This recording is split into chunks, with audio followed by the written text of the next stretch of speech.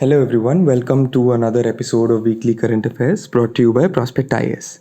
Before I begin with the weekly current affairs from April 11th to April 17th, एक छोटी सी information है जो आप सभी को देनी थी कि प्रॉस्पेक्ट से रिलेटेड जो भी डेमो क्लासेस लाइव क्लासेस हैं और जो भी आगे आने वाला प्रोवाइड कराया जाएगा जो ऑफलाइन और ऑनलाइन मटेरियल है pertaining to weekly current affairs, daily news, editorial analysis, monthly magazines, उन सभी के ऑनलाइन लिंक्स आपको इस स्क्रीन पे फ्लैश होंगे और साथ ही साथ डिस्क्रिप्शंस में भी मिलते रहेंगे.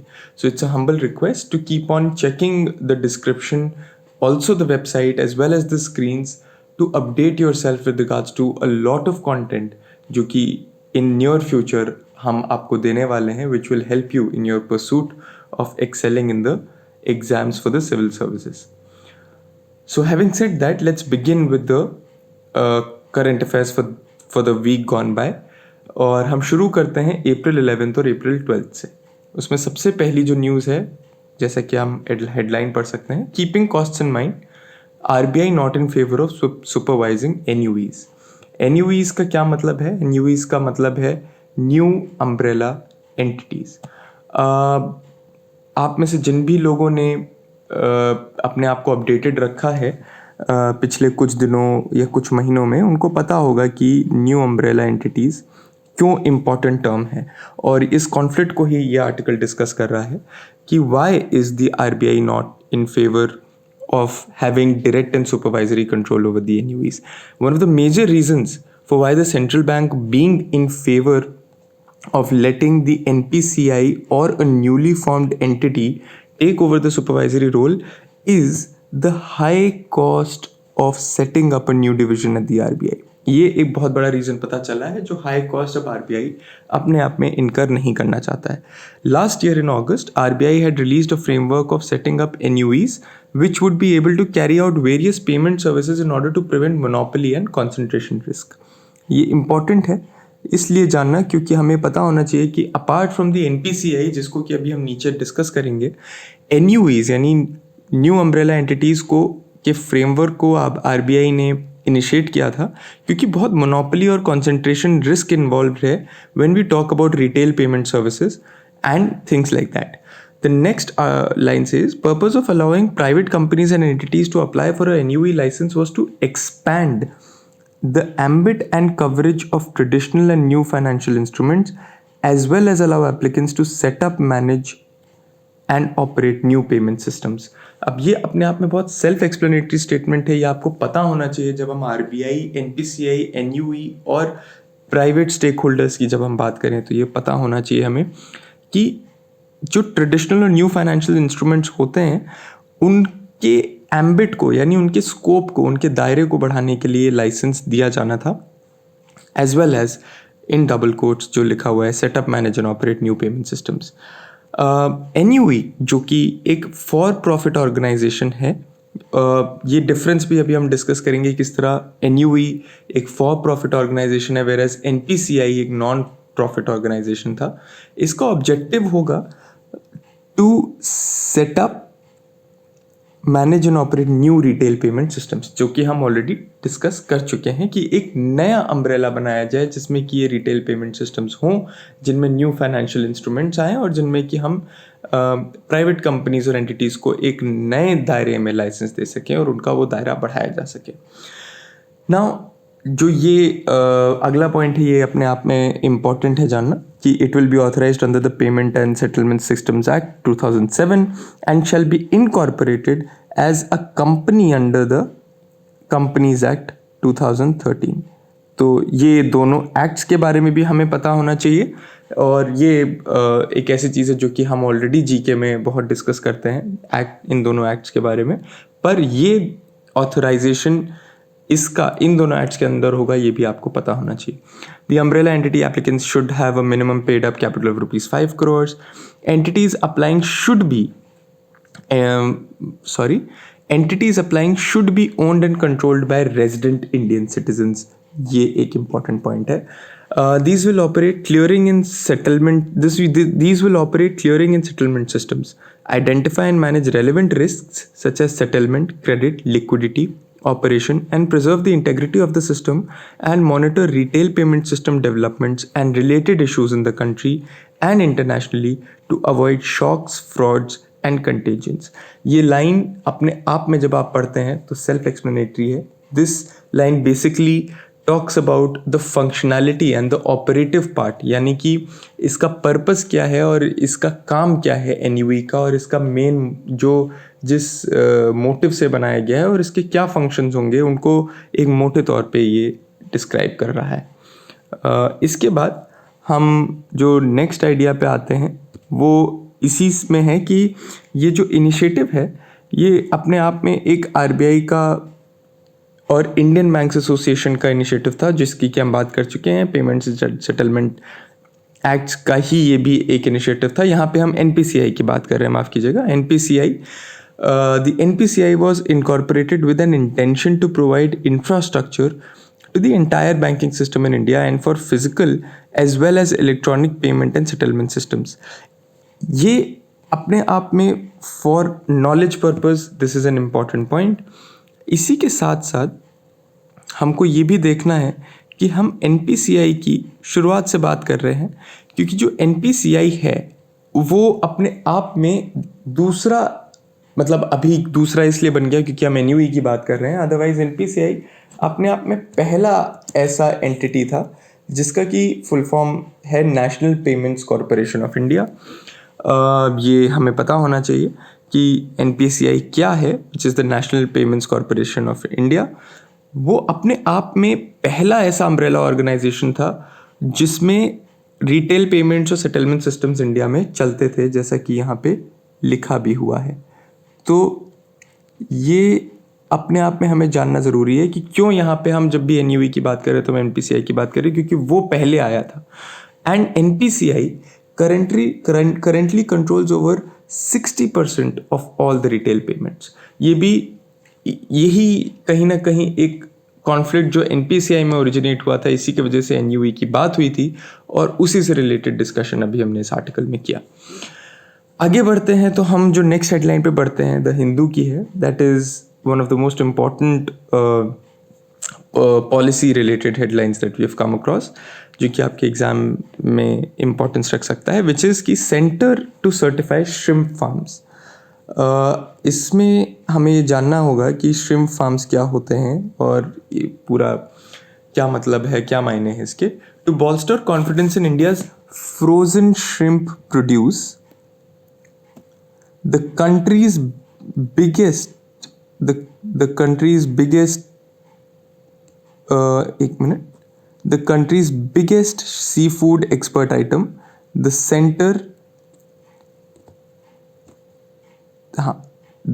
country's biggest seafood export item, the center has kicked off a new scheme to certify hatcheries and farms that adopt good agricultural practices. मतलब पहली बात तो ये कि जो हमारे फ्रोज़न श्रिम्प प्रोड्यूस है वो हमारे देश का सबसे बड़ा सी फूड एक्सपोर्ट आइटम है. ये अपने आप में बहुत इंपॉर्टेंट पीस ऑफ इंफॉर्मेशन है और उसी के लिए सेंटर ने एक नई स्कीम बनाई है जो कि हैचरीज़ और फार्म्स को सर्टिफाई करेगी. जो हैचरीज़ हैं उनका क्या मतलब होता है? हैचरीज़ एक तरीके के मछली पालने के जो जहाज़ होते हैं, या आप वो गूगल पे टाइप करके आपको इमेज देखेंगे तो आपको बेहतर समझ में आएगा, लेकिन मछली पालने के जो जहाज़ होते हैं, फिश पॉन्ड टाइप के होते हैं, उनको हम कहते हैं. तो जो फार्मिंग होती है श्रिम्प्स की वो इनमें होती है, फार्म्स होते हैं, तो उनके लिए नई स्कीम आई है in order to adopt good agricultural practices. Now the MPEDA, उसका फुल फॉर्म है marine products exports development authority, has developed a certification scheme for agricultural products called Shaphari. अब शफारी एक संस्कृत वर्ड है जिसका मतलब होता है superior quality of fishery products suitable for human consumption. तो ये अपने आप में सेल्फ एक्सप्लेनेटरी है कि ये शब्द जो संस्कृत का एक शब्द है ये क्यों यूज़ किया गया in order to name the scheme. It is a market-based tool for hatcheries to adopt good agricultural practices and help produce quality antibiotic free shrimp, जो कि बहुत बड़ा कंसर्न रहा है, the quality of these products to assure global consumers. तो antibiotic free shrimp products बनाने का उनको वहाँ पे इंफ्रास्ट्रक्चर मिलेगा और उनको एक बढ़िया और बेहतर एग्रीकल्चरल प्रैक्टिसेस अडॉप्ट करने का इंफ्रास्ट्रक्चर मिलेगा। Frozen shrimp is India's largest exported seafood item, जिसको कि हम ऊपर ही कवर कर चुके हैं। आगे बढ़ते हुए हम इसी स्कीम की बात करेंगे कि जो शफारी स्कीम है, it is based on the United Nations Food and Agricultural Organizations technical guidelines on aquaculture certification. So माफ़ कीजिएगा दोस्तों, इतनी देर से मैं जिसको एग्रीकल्चरल प्रैक्टिसेस बोल रहा था वो दरअसल एक्वाकल्चरल प्रैक्टिसेस हैं। तो जब हम हैचरीज़ की बात करते हैं, हम जब इस संदर्भ में फार्म्स की बात करते हैं, तो आप श्रिम्प फार्म्स की बात करते हैं, तो आप ध्यान में रखिए कि वो फार्म्स हैं जिनको हम वाटर बॉडीज़ में के कॉन्टेक्स्ट में जिनकी हम बात कर रहे हैं। तो ये UNFAO जो है, उनकी जो टेक्निकल गाइडलाइंस हैं ऑन एक्वाकल्चरल सर्टिफिकेशन, उसी के बेसिस पे ये शफारी स्कीम बनी है। इसके 2 कंपोनेंट्स होंगे और ये इंपॉर्टेंट पॉइंट है जब हम इस स्कीम के बारे में बात करते हैं। एक तो होगा certifying hatcheries for the quality of their seeds, and the second will be separately approving shrimp farms that adopt the requisite good practices। तो हैचरीज को सर्टिफाई करना है कि उनके जो सीड्स हैं उनकी क्वालिटी अच्छी हो, और दूसरा उन श्रिम्प फार्म्स को अप्रूव करना है जिनके पास जो requisite required good practices हैं वो हो। The entire certification process will be online to minimize new errors and ensure high credible transparency। ये सारे पॉइंट्स पूरे अपने आप में इंपॉर्टेंट हैं। The certification of hatcheries will help farmers easily identify good quality seed producers. Those who successfully clear multiple audits of their operation shall be granted a certificate for a period of 2 years. Again, informational है ये, जानकारी के रूप में ये important है। Objectively इस point में ऐसा कुछ नहीं था। It will make the certification scheme affordable to small and marginal aqua farmers in the country. ये भी एक बहुत बड़ा बेनिफिट है स्कीम का। अब हम जल्दी से ब्रीफली बात कर लेते हैं Marine products exports development Authority की, जो कि एक nodal coordinating state owned agency है which engages in fishery production and allied activities. Allied activities मतलब उससे मिली जुली, उससे जुड़ती हुई जो एक्टिविटीज़ हैं वो। और ये सारे पॉइंट्स अब ऑब्जेक्टिवली अपने आप में इंपॉर्टेंट है, which tell us about the MPDA। It was established in 1972 under the Marine Products Export Development Authority Act। तो मतलब जो अथॉरिटी है और जो एक्ट है दोनों सेम ही नाम से हैं।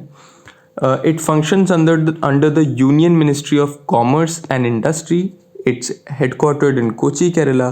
Its mandate is to increase exports of seafood, including fisheries of all kinds, specifying standards, marketing, processing, extension and training in various aspects। तो बहुत सेल्फ एक्सप्लेनेटरी आखिरी पॉइंट, जो कि उसकी फंक्शनैलिटी और ऑपरेटिव्स एक्सप्लेन करता है, जो कि अपने आप में है कि स्टैंडर्ड्स स्पेसिफाई करना, मार्केटिंग करना, प्रोसेसिंग करना, एक्सटेंशन एंड ट्रेनिंग जो वेरियस एस्पेक्ट्स में होगा। इसी वजह से इस स्कीम को लॉन्च करने के लिए भी MPDA को क्रेडिट दिया जाना चाहिए, उन्हीं का काम है इस स्कीम को भी लॉन्च करना।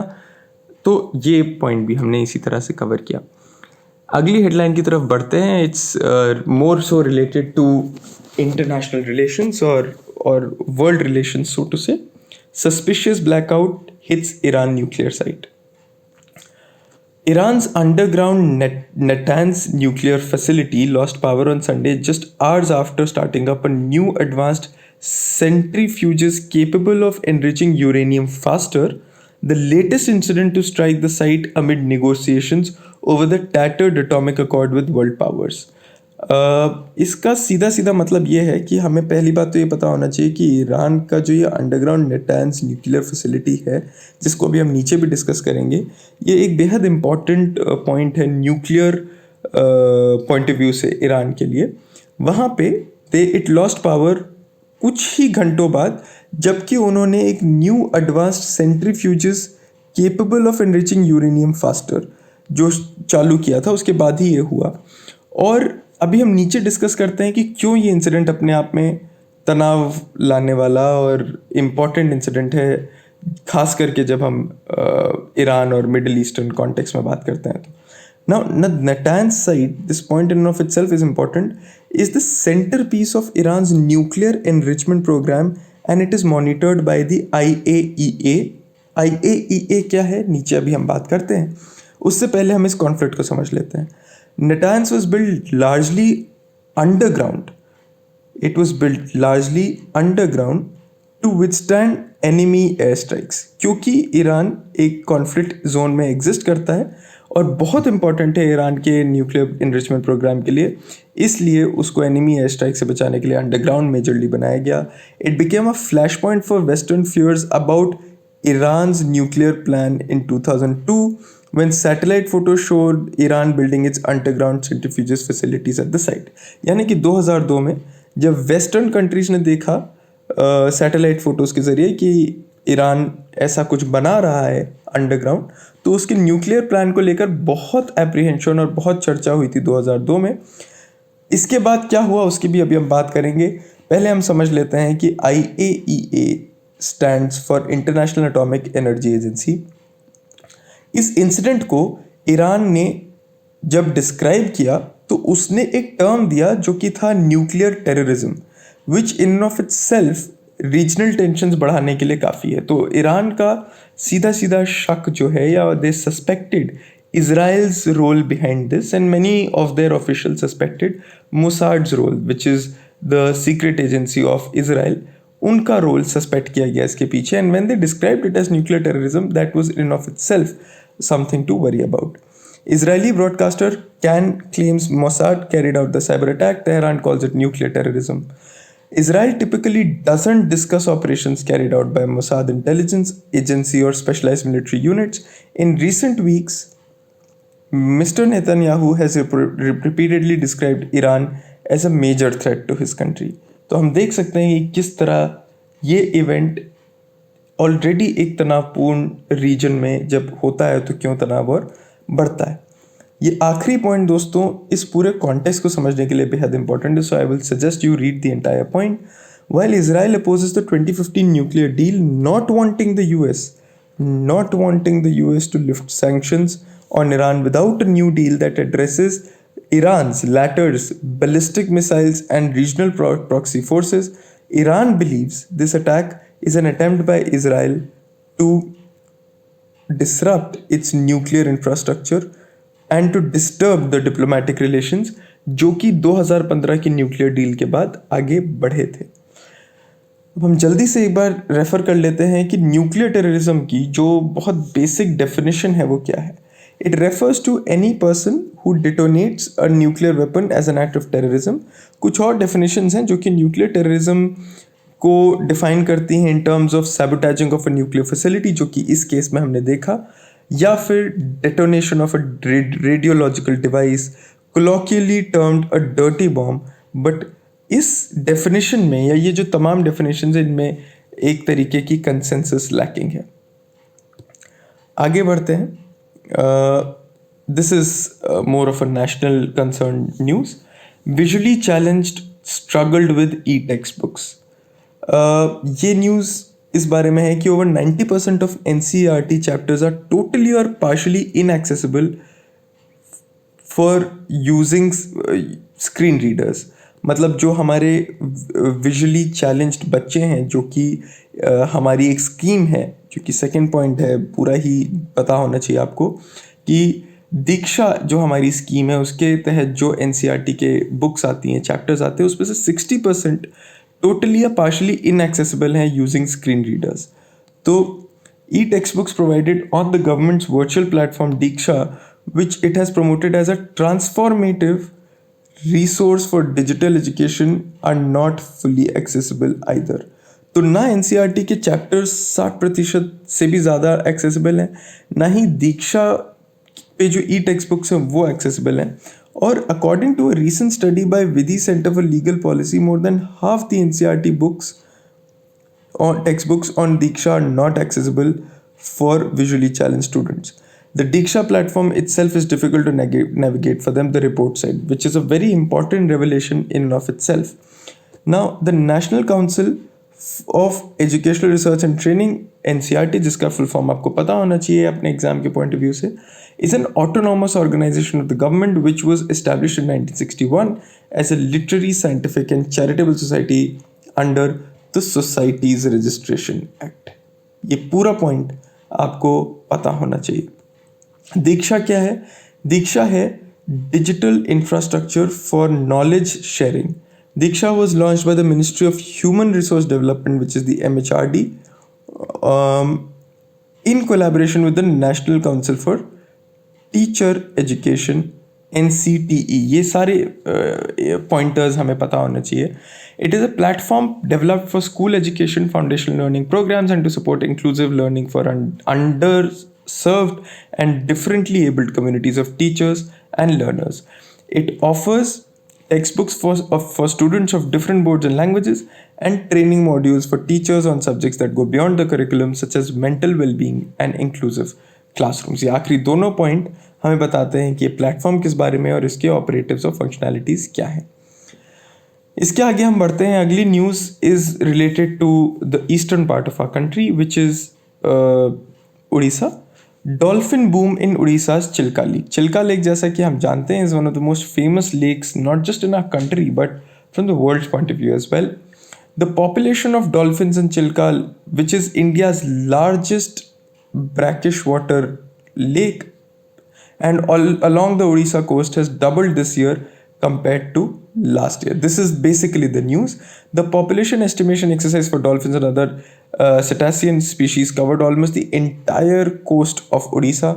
3 species रिकॉर्ड करी गई, जिसमें कि 544 इरावडी, बॉटल नोज और हम्पैक डॉल्फिन्स के बारे में उस स्टडी में उस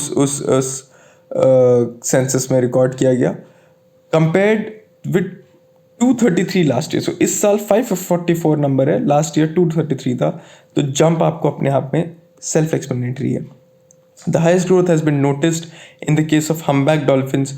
Only 2 humpbacks were sighted in the Rajnagar mangrove in 2020. In 2021, however, this population grew astronomically to 281. अच्छी न्यूज़ है हमारे देश के लिए डॉल्फिन्स के पॉइंट ऑफ व्यू से। These humpback dolphins were not part of any riverine system, so they cannot be identified as residential mammals. They were spotted traveling along the Odisha coast, and the number is likely to fluctuate in the next census. As in, वो particularly इसी particular riverine system की नहीं है, बल्कि वो travel करती हुई पाई गई थी। इसी वजह से सेंसस अगली बार चेंज हो सकता है, क्योंकि नंबर ऑल्टर कर सकता है। इसके बाद हम अगले न्यूज़ पे पढ़ते हैं, which is centre bans export of remdesivir. What is remdesivir, क्यों एक्सपोर्ट बैन किया गया है, ये जानते हैं। Centre has prohibited the export of injection remdesivir and remdesivir active pharmaceutical ingredients, जिसको कि हम API के नाम से जानते हैं।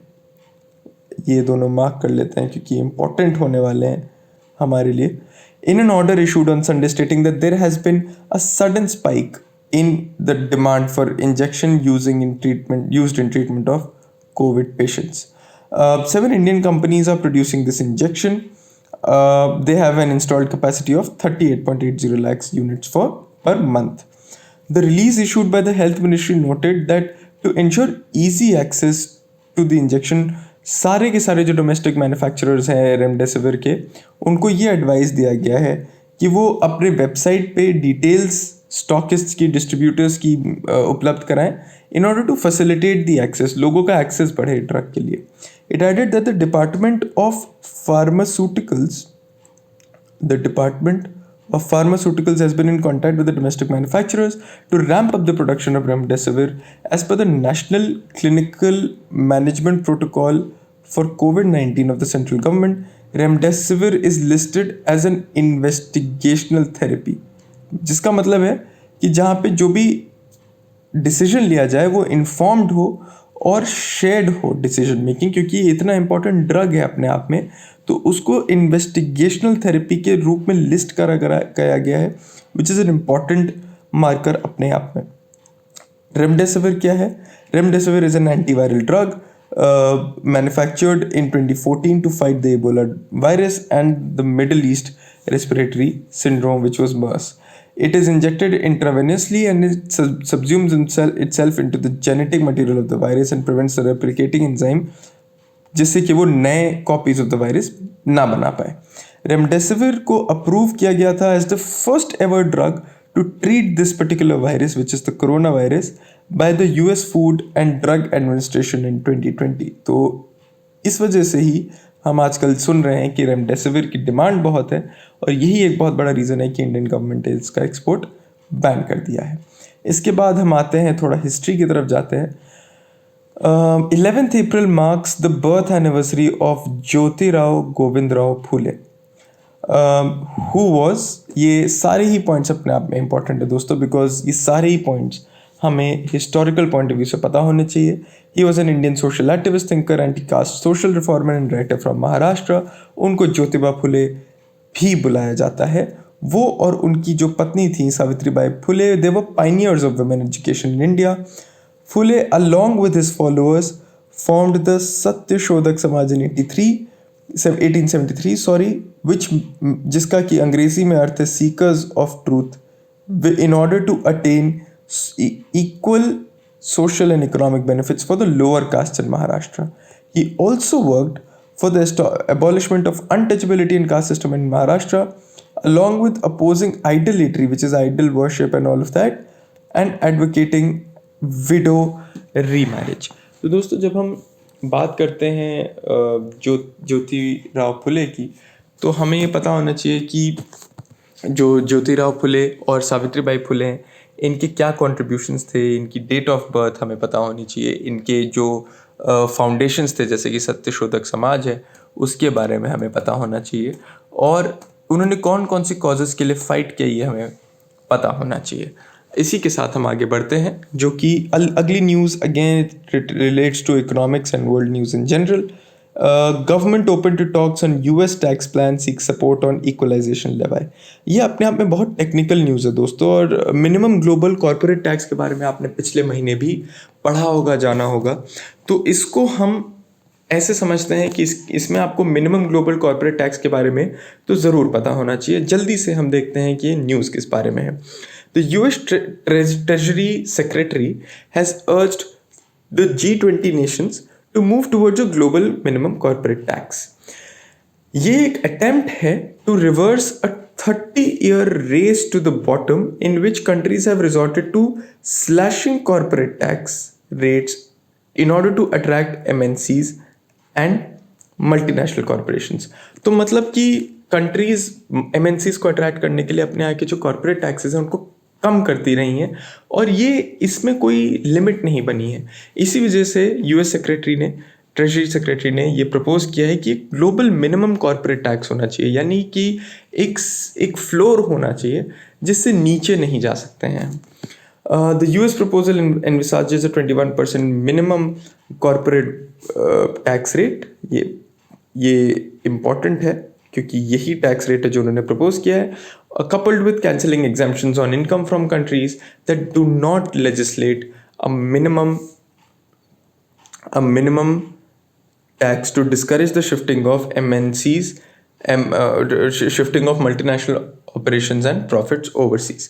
तो बेसिकली ये एक अपने आप में मूव है जो कि MNCs के भी बेनिफिट में आता है, और जो कि एक दायरा बना देता है, एक लिमिट सेट कर देता है कि उसके बियॉन्ड हम नहीं कट कर सकते हैं कॉर्पोरेट टैक्स रेट, जिससे कि प्रॉफिट्स शिफ्ट ना हो और मल्टीनेशनल ऑपरेशंस भी शिफ्ट ना हो। The proposal for a minimum corporate tax is tailored to address the low effective rates of tax. ये अपने आप में इंपॉर्टेंट एक्सप्लेनेटरी पॉइंट है दोस्तों। To address the low effective rates of tax shelled out by some of the world's biggest corporations including digital giants such as Apple, Alphabet, Facebook, as well as major corporations such as Nike and Starbucks. The government is open to engaging in discussions around the minimum global tax being initiated by the US. यहाँ government से मतलब है भारत सरकार, यानी जो हमारी Indian government है, and that is what this article discussed. While the US initiative is aimed at addressing the threats of tax leakages being posed by tax havens across the globe, जो issue of equalization levy और digital taxes है उसको भी address करना चाहिए, ऐसा भारत सरकार ने सजेस्ट किया है कि इक्वलाइजेशन लेवाई और डिजिटल टैक्सेस को भी एड्रेस करना चाहिए हम जब ग्लोबल मिनिमम कॉर्पोरेट टैक्स की बात करें तो। Tax experts point out that the new concessional tax of 15% being offered by India for manufacturing companies could be threatened by the proposals, and there is a need for careful calibration to the new regime. To address the challenges posed by the enterprises who conduct their businesses through digital means and carry out activities in the country remotely, the government has equalization levy. Equalization levy अपने आप में एक technical term है जिसके कि ये point अपने आप में आपको पता होना चाहिए, विच एक्सप्लेन्स व्हाट इट इज़। जो इक्वलाइजेशन लेवाई है उसका जो एम है या उसका जो पर्पस है वो उन फॉरेन कंपनीज को टैक्स करने का है जिनका कि एक significant local client base India में है ऑलरेडी, लेकिन जो बिलिंग जो कर रहे हैं वो ऑफशोर यूनिट से कर रहे हैं।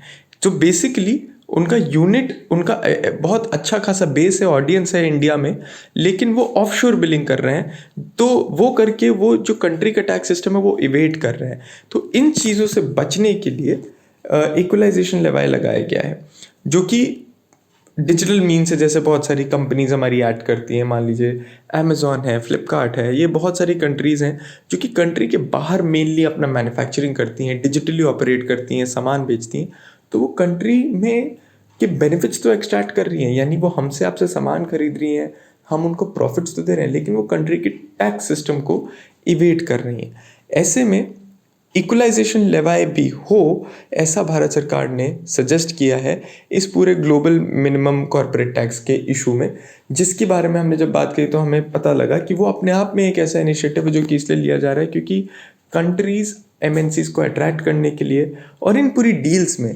जो मिनिमम कॉर्पोरेट टैक्स होता है उसका कोई लिमिट ही नहीं है, which brings about an inequitable shifting of taxes and profits and multinational operations. तो दोस्तों इसी के साथ हम आते हैं अपने 11 और 12 तारीख के करंट अफेयर्स के एंड पे। आगे हम बढ़ते हैं 13th and 14th and so on dates के करंट अफेयर्स की तरफ। तो दोस्तों अब हम लोग बढ़ते हैं अप्रैल 13th एंड अप्रैल 14th की न्यूज़ की तरफ। इसमें जो इस कड़ी में जो सबसे पहली न्यूज़ है वो है infant toddler and caregiver friendly neighbourhoods training and capacity building programme launched. So basically एक प्रोग्राम है जो लॉन्च किया गया है। और दोस्तों ये जो हम हेडलाइंस इस कड़ी में काफ़ी सारी पढ़ेंगे, ये प्लेन हेडलाइंस है क्योंकि ये प्रेस इंफॉर्मेशन ब्यूरो की का सोर्स की हेडलाइंस है। जैसे कि हमने आपको ऊपर ही बताया हुआ है कि हमारे 3 मेजर सोर्सेज जो है वो the Hindu, the Indian Express और प्रेस इंफॉर्मेशन ब्यूरो है, along with some references to the general world wide web as well. तो city officials and young professionals to be skilled through certified training and capacity building modules.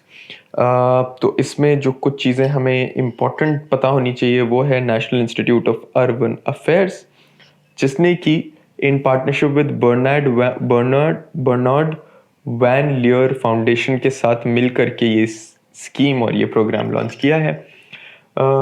Second point is very explanatory. This program is designed to help build capacities of city officials and young professionals for developing young children and family-friendly neighborhoods within cities in India. तो ये इसका purpose यहाँ पे explain होगा इसके बाद कि इसके ट्विन ऑब्जेक्टिव्स हैं जिनकी यहाँ पे बात हो रही है। First is embedding the learnings from inventory of knowledge developed by the NIUA and BVLF within the ongoing and proposed urban development initiatives at neighborhood and city level. और दूसरा है hand holding participants to embed learnings into the various initiatives of the city which take into account the everyday needs of various young children and caregivers. तो ये इसके 2 points में इसके जो purposes हैं और इसकी जो मोटिव्स हैं वो एक्सप्लेन किए गए हैं। और इसके साथ साथ एक academic certified course young professionals के लिए प्लान किया जाएगा जो कि सेंसिटाइज करेगा about the need of young citizens. Young citizen से हमारा मतलब है 0 से 5 साल, यानी जो इन्फेंट होते हैं वहाँ से लेकर के 5 साल की उम्र तक, to equip them with adequate tools for the purpose. जो NIA है, जो NIUA है, वो एक प्रीमियर इंस्टीट्यूट है ministry of housing and urban affairs का, और इसका मेन पर्पस है research and capacity building for the urban sector in India. 1976 में इस्टेब्लिश हुआ था। और जो NULP है यानी कि नेशनल अर्बन लर्निंग प्लेटफॉर्म, ये एनविजन्ड है as a means of digitally consolidating key skills and knowledge required by urban stakeholders and making these available to all actors on a channel of their own choice। तो ये आखिरी point explain करता है NULP का क्या मकसद है और क्या मोटिव है, तो ये भी हमें पता होना चाहिए। तो इसका basics to summarise the idea of this particular news article is that it tells us about this particular scheme launched by the NIUA in association with the BVLF। इसका पर्पस है to equip and introduce skills to city officials and young professionals through a lot of training modules और तरह तरह के programmes, जिनके ज़रिए वो care giving की जो प्रैक्टिसेस हैं, जो इनिशिएटिव्स हैं which involve embedding learnings and all of those things, वो प्रोवाइड कर सकें और एक तरीके का सेंसिटाइजेशन हो सके और एक बेटर एनवायरनमेंट और फैमिली फ्रेंडली नेबरहुड्स मिल सकें with in the city structure. इसी के साथ हम नेक्स्ट न्यूज़ की तरफ बढ़ते हैं। ये बहुत ही ऑब्जेक्टिवली इम्पॉर्टेंट न्यूज़ है because this tells us about the significance of the 30th of April and also the various ways in which the new year is celebrated in our country। The Vice President wishes nation ahead of the upcoming festivals Ugadi, Gudi Padwa, Chaitra Sukladi, Cheti Chand, Vaishakhi, Vishu, Puthandu, Vaishakhi and Bohag Bihu। तो अब इसमें दोस्तों हम सबसे पहले तो ये सारे फेस्टिवल्स हमें पता होने चाहिए अपने आप में, और these festivals of the spring season mark the beginning of the traditional new year in India। हम जल्दी से देखते हैं, डिस्कस करते हैं कि कौन कौन से यहाँ पे ये 1 पॉइंटर्स हैं। ये सारे फेस्टिवल्स के बारे में आपको कम से कम इतना तो पता ही होना चाहिए from a general knowledge point of view. तो जो चैत्रेयी सुक्लाड़ी है, ये मार्क करता है न्यू ईयर के शुरुआत को, न्यू ईयर के बिगनिंग को of the Vikram Samvat, also known as the Vedic Hindu calendar. तो जो वैदिक हिंदू कैलेंडर है उसकी बिगनिंग को ये मार्क करता है। गुड़ी पड़वा एंड उगाड़ी, जो ये गुड़ी पड़वा एंड उगाड़ी जो है, these festivals are celebrated by the people in the Deccan region including Karnataka, Andhra Pradesh and Maharashtra. Cheti Chand जो है ये एक तरीके से सिंधीज द्वारा सेलिब्रेट किया जाता है, और चैत्र मंथ को सिंधी में छेत भी बोला जाता है। तो ये अगेन ये भी सेम फेस्टिव जो हमारा नेशनल ट्रेडिशन एक तरीके से बन गया है, उसी का ये पार्ट है कि ये सिंधीज का न्यू ईयर माना जाता है। Navreh is the lunar new year that is celebrated in Kashmir. Vaishakhi, जिसको कि हम बैसाखी भी बोलते हैं, ये प्रिडोमिनेंटली सिख्स और हिंदूज द्वारा सेलिब्रेट किया जाता है। बहुत ही ज़ोरों शोर से पंजाब में हम इसके सेलिब्रेशंस देख सकते हैं। इसी के साथ विशु आता है, जो कि अगेन एक हिंदू फेस्टिवल है, प्रिडोमिनेंटली साउथ इंडिया यानी Kerala, Tamil Nadu, Tulunadu region in Karnataka and Mahe district of union territory of Pondicherry में मनाया जाता है। साथ ही साथ कुछ एरियाज जो तमिलनाडु में हैं और डायस्पोरा कम्युनिटी है उसमें मनाया जाता है। पुथांडु एक तरीके का, या उसको पुथु वरुडम भी बोलते हैं, ये तमिल न्यू ईयर है हमारा, जो कि फर्स्ट डे है तमिल कैलेंडर का, उसको भी इसी टाइम पे बनाया जाता है।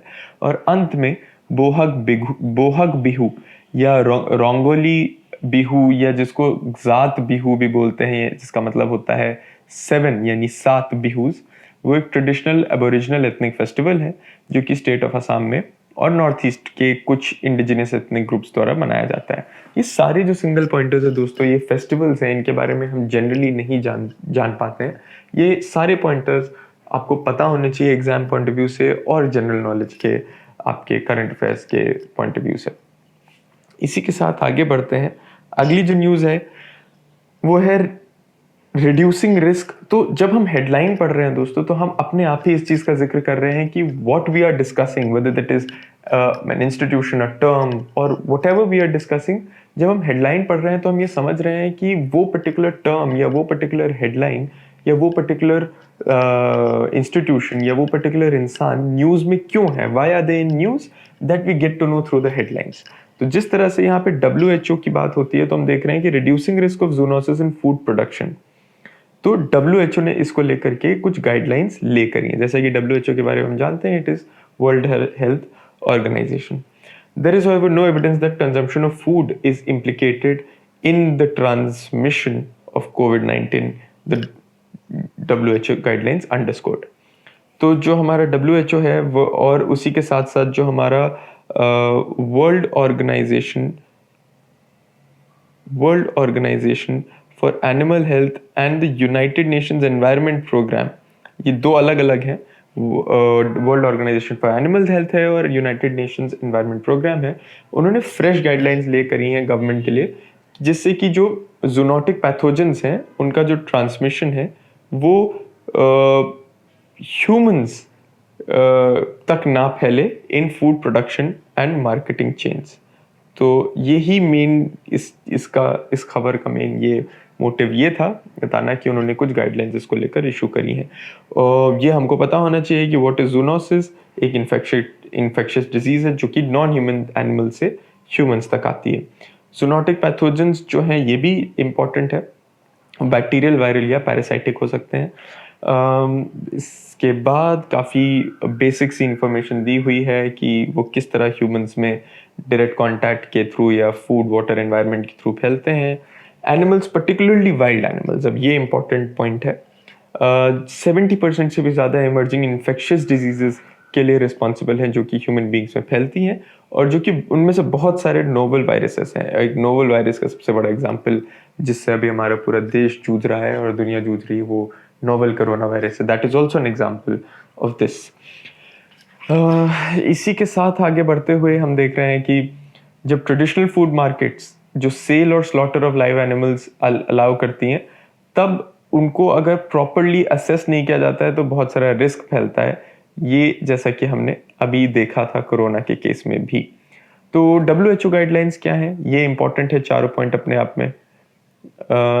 कि इमरजेंसी रेगुलेशंस हैं सस्पेंड करने के लिए wild animal cells in traditional food markets, risk assessments carry out करने हैं जिससे कि रेगुलेशंस बना सकें, और जो जूनोटिक माइक्रो ऑर्गेनिजम्स के ट्रांसमिशन की जो चांसेस हैं उनको कंट्रोल किया जा सके, और जो फार्म्ड वाइल्ड एनिमल्स हैं, कॉट वाइल्ड एनिमल्स हैं, उनसे जो हम रिस्क फैलाते हैं ट्रांसमिशन का, उसको रोका जा सके।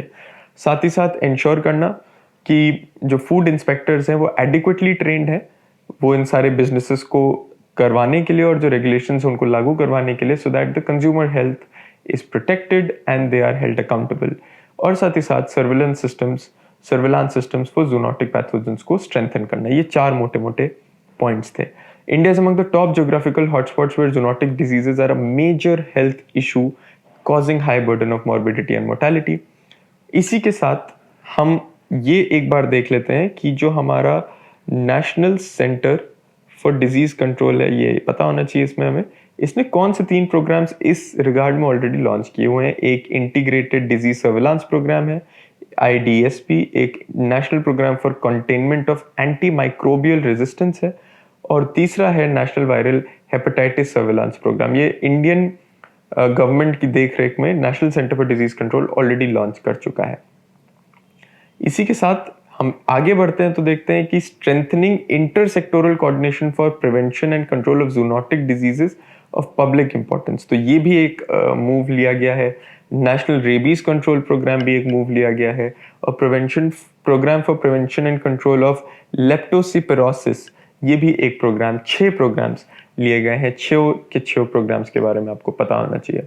इसी के साथ साथ जो एक्सपर्ट्स हैं उन्होंने जो वन हेल्थ फ्रेमवर्क की जो इम्पोर्टेंस है उसको स्ट्रेस किया है, अंडरस्कोर किया है, और ये वन हेल्थ एक collaborative multi sectoral transdisciplinary approach है जो कि ह्यूमन, एनिमल और एनवायरमेंटल हेल्थ तीनों को लिंक करती है आपस में। तो ये समरी थी बेसिकली इस आर्टिकल की, जिसमें हमने WHO गाइडलाइंस की बात करी, हमने जूनोसिस की बात करी, जूनोटिक ट्रांसमिशन की बात करी, वायरसेस की बात करी, उसमें इंडियन कॉन्टेक्स्ट की बात करी, और साथ ही साथ जो हमारे डिजीज कंट्रोल प्रोग्राम्स हैं उनकी बात करी। अब इसी के साथ हम आगे बढ़ते हैं। India has walk the talk. So अभी ये स्टेटमेंट हमारे प्राइम मिनिस्टर मोदी ने ये स्टेटमेंट जो हमारा रायसीना डायलॉग होता है उसमें दिया था, और उसी के बारे में हम बात करते हैं। तो ये कौन से कॉन्टेक्स्ट में वो बात कर रहे हैं? उन्होंने ये कोरोना वायरस पैंडेमिक के कॉन्टेक्स्ट में बात करी है, जिसमें कि वो ये कह रहे थे कि डिस्पाइट लिमिटेड रिसोर्सेज, सप्लाई जो है कोविड की वैक्सीन्स का जो इंडियन मैन्युफैक्चरर्स द्वारा बनाई जा रही हैं, वो इंडिया देने में सक्सेसफुल रहा है। और वर्ल्ड जो जो दुनिया की मिस्टेकन प्रायोरिटीज हैं, that was the reason why the global world, why the global community struggled in fighting the virus. तो ये मोटा मोटा स्टेटमेंट था उनका। ये आर्टिकल क्यों इंपॉर्टेंट है? क्योंकि इससे एक तो हमें ये पता चलता है कि इस बार जो रायसीना डायलॉग था उसकी प्रेडोमिनेंट थीम कोरोना वायरस थी। तीसरी बात हमें पता चलता है कि 6th एडिशन है रायसीना डायलॉग का, जो कि वर्चुअल फॉर्मेट में हुआ। 2016 में इसका इंसेप्शन हुआ था, और ये एक इंडिया की flagship conference on Jio politics and Jio economics के रूप में इमर्ज करके आई। और ये होस्ट करती है जो इसको फाउंडेशन, उसका नाम है ऑब्जर्वर रिसर्च फाउंडेशन, जो कि एक इंडिपेंडेंट थिंक टैंक है in collaboration with the ministry of external affairs in India. तो ये पॉइंट्स इंपॉर्टेंट हैं इस न्यूज़ में जानने के लिए। और जो 2021 का इवेंट था, वो जो उसका मेन थीम था वो था, it was designed to explore the prospects and opportunities for Asian integration as well as Asia's integration with the larger world. It is predicated on India's vital role in the Indian ocean region, जो कि Indian ocean का reason है, उसके देश हैं, and how India along with its partners can build a stable regional and world order. तो ये इस न्यूज़ का इतना ही दायरा था, इतनी ही लिमिटेशंस थी in terms of what it can offer to us with regards to our exam. इसी के साथ हम आगे बढ़ते हैं।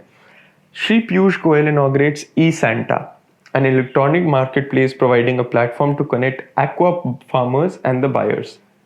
उनका ये कहना है कि इससे इनकम बढ़ेगी, lifestyle, self reliance, quality levels, traceability and बढ़ेगा, और साथ ही साथ एक्वा फार्मर्स को और नए ऑप्शंस मिलेंगे, and that our government is committed towards the welfare of the farmers. अब इसमें जो पॉइंट्स इंपॉर्टेंट हैं वो हैं जो हमारे union commerce and industry minister हैं, जो कि हमारे हैं ये श्री पीयूष गोयल जी, उनके बारे में पता होना चाहिए। ये eSanta प्लेटफॉर्म क्या है, जिसके बारे में भी नीचे डिस्कस करेंगे। तो जो eSanta टर्म है, इसको, ये पूरा पॉइंट ही इंपॉर्टेंट है अपने आप में, कि वेब पोर्टल के लिए कॉइन किया गया, यानी कि electronic solution for augmenting NaCSA farmers trade in aquaculture. eSanta is a digital bridge to end markets divide and will act as an alternative marketing tool between farmers and buyers by eliminating middlemen. तो ये एक अपने आप में important pointer है। अब इसके बाद जो अगले पॉइंट्स हैं वो समझा रहे हैं हमें आप इसको सेल्फ एक्सप्लेनेटरी रीड कर सकते हैं कि क्या इसका मतलब है, क्या इसका पर्पस है और इसका सिग्निफिकेंस क्या है। कि बेसिकली मिडिलमैन को हटाना है, फार्मर्स फ्रीली अपने प्रोड्यूस को लिस्ट कर सकते हैं, प्राइस कोट कर सकते हैं, और बार्गेन और ट्रेड वहाँ पे फ्रीली हो सकता है desired size, location, harvest dates के हिसाब से। ये प्लेटफॉर्म काफ़ी लैंग्वेजेस में उपलब्ध है और लोकल पॉपुलेशन को भी असिस्ट करेगा।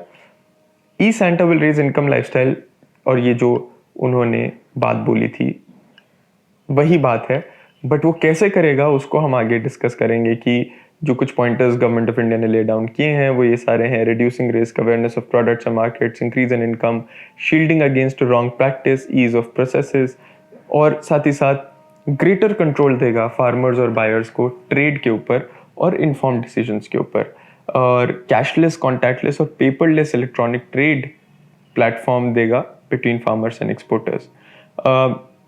ऐसा माना जा रहा है कि it can become a tool to advertise collectively the kind of products the buyers, fisherman and fish producing organisations are harvesting.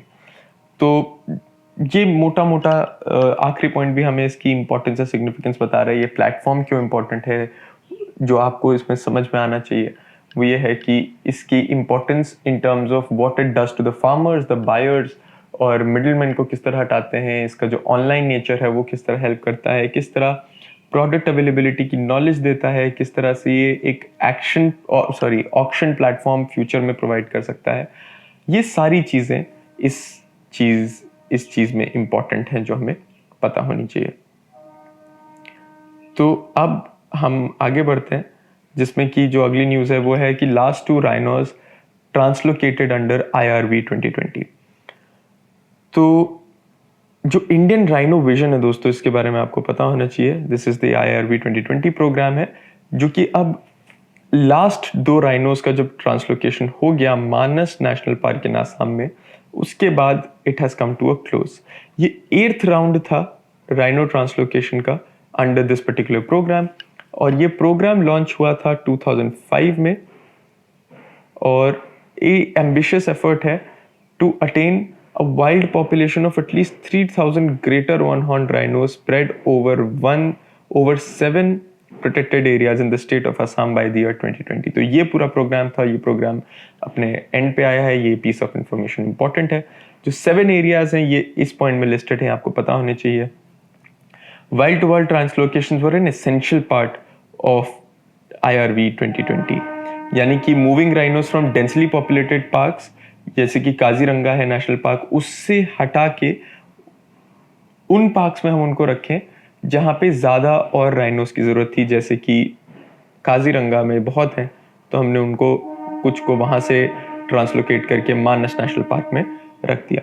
ये कोलैबोरेटिव एफर्ट है बहुत सारे ऑर्गेनाइजेशंस के बीच में, जिसमें कि इंटरनेशनल राइनो फाउंडेशन आता है, असम का फॉरेस्ट डिपार्टमेंट आता है, बोडोलैंड टेरिटोरियल जो काउंसिल है वो आती है, वर्ल्ड वाइड फंड आता है जो इंडिया का है, और US fish and wild life services आता है। तो ये सारे ऑर्गेनाइजेशंस इसमें लगे हुए थे एक साथ। तो ये पॉइंट भी हमारे लिए उस नज़रिए से इम्पॉर्टेंट है। अगले पॉइंट पे हम बढ़ते हैं कि the Russian shot gets DCGI not for imports. बहुत बेसिक सी न्यूज़ है, बहुत ही करंट अफेयर्स के और कंटेम्प्रेरी जो हमारे आसपास हो रहा है उसके हिसाब से बहुत ही इंपॉर्टेंट न्यूज़ है जो पिछले हफ्ते में घटी।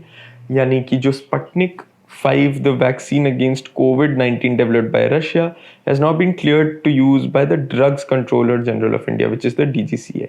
ये हमें पता होना चाहिए दोनों points. It is now the 3rd coronavirus vaccine after obviously Covishield and Covaxin, जिसको की अप्रूवल मिला है, और इसको डेवलप किया था Gamaleya national research institute of epidemiology and microbiology, जो कि मॉस्को में है। तो ये बहुत ही डायरेक्टली मेंशन पॉइंट्स हैं जिनके बारे में हमें पता होना चाहिए। तो इसके साथ दोस्तों हम 13th और 14th अप्रैल की जो भी इंपॉर्टेंट पीस ऑफ न्यूज़ थी उनके एंड पे हम आते हैं। और मैं फिर से आप लोगों को बोलना चाहता हूँ कि बहुत जल्द प्रॉस्पेक्ट आया है आप लोगों के लिए, मंथली, वीकली और डेली बेसिस पे जो करंट अफेयर्स और एडिटोरियल एनालिसिस है वो लाएंगे, जिसमें कि आपको और डिटेल्ड एनालिसिस मिलेगा on issues that are important for your exams, that are important for knowledge basis, और साथ ही साथ बहुत सारी ऐसी करंट अफेयर्स और न्यूज़ जो कि टच अपॉन करती है ऐसे इश्यूज पे जिनको कि हम जब करंट अफेयर्स डिस्कस कर रहे होते हैं तो हम उन पे डिटेल में नहीं जा पाते हैं। उनका भी डिटेल्ड एनालिसिस, उनकी भी डिटेल्ड जो इंफॉर्मेशन है, डिस्कशन है, वो आपको मिलने लगेगा। तो please don't miss out on checking the description links and the hyperlinks provided to you in future. इसी के साथ दोस्तों हम अप्रैल 15 पे बढ़ते हैं, जिसकी पहली न्यूज़ है regular Chinese navy presence in Indian ocean region over the past decade. ऐसा हमारे नेवी चीफ ने कहा है। नेवी चीफ कौन है? हमारे एडमिरल करमबीर सिंह। उन्होंने कहा कि रेगुलर इंडियन ओशन रीजन में चाइनीज नेवी की प्रेजेंस पिछले 1 दशक में ऑब्जर्व करी गई है। उनका मानना है कि चाइना जो है वो अपनी एनर्जी मार्केट और रिसोर्सेज के लिए वेस्ट की तरफ देखता है, तो इसलिए ज़्यादा सरप्राइजिंग नहीं होगा कि वो इंडियन ओशन रीजन में भी आए, क्योंकि फ्लैग फॉलोज ट्रेड। अब ये उन्होंने अपनी तरफ एक इशारा किया कि क्यों चाइना ऐसा कर रहा है। इसके लिए उन्होंने ये भी कहा कि चाइना के पास एक अच्छा खासा सपोर्ट शिप्स का एक फ्लीट है जो कि उसके एयरक्राफ्ट का कैरियर्स को अकम्पनी करता है, और पॉइंट बहुत ही क्लियर है कि वो रेप्लिकेट करना चाहते हैं जो करियर बैटल ग्रुप्स हैं यूएस नेवी के पास उनको। और जैसा कि हम जानते हैं कि US navy has been operating carrier since the world war, जबकि इंडिया के पास भी ऐसे कैरियर्स पिछले 60 साल से मौजूद हैं। तो ये इस न्यूज़ का बेसिक एक मतलब ये था कि हमारे नेवी चीफ ने जाके ये ऑब्जर्वेशन ये दुनिया के सामने रखा है कि चाइना वहाँ पे मौजूद है और क्यों मौजूद है और उसके क्या इंटेंशंस हो सकते हैं, इसकी तरफ उन्होंने हिंट किया है। आगे बढ़ते हैं। Inaugural edition of the hydrogen economy new Delhi dialogue 2021। तो जो hydrogen round table being organised by the energy forum and FIPI under the aegis of ministry of petroleum and natural gas on April 15, 2021। तो ये एक news है जिसके बारे में अभी हम बात करते हैं जल्दी से, जिसमें हमें क्या इंपॉर्टेंट पॉइंट्स हैं वो हमें पता होने चाहिए।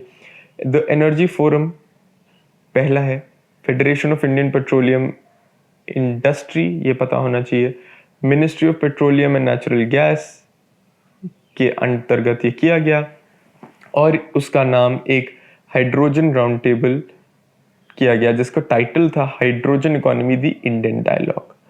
ये था 15 अप्रैल को ये करा गया। और क्या डिस्कस किया गया? Emerging hydrogen ecosystems and exploring opportunities of collaboration, cooperation and coalition. तो you can remember it as the 3 C's।